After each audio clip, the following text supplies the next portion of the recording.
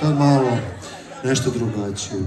Drugo, ono kaj je fakat važno, bilo koja pjesma ikada mog benda, Pips Chips Videoclips, je Dinamo-pjesma. Baš svaka. Dakle, ono, je nemoguće da je neka druga. Zato što je ideja Dinama građanska ideja, ideja plemenitosti i časti.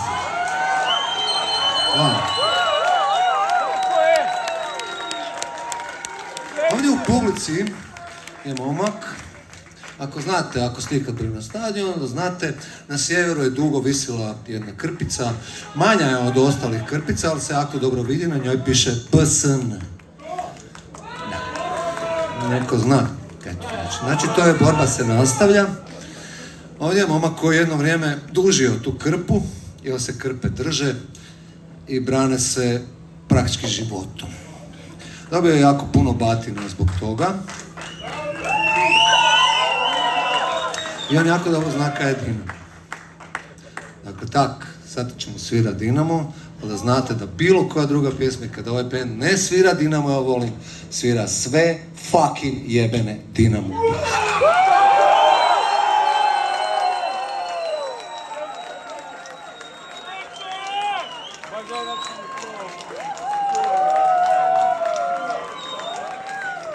Pa dođite, pička.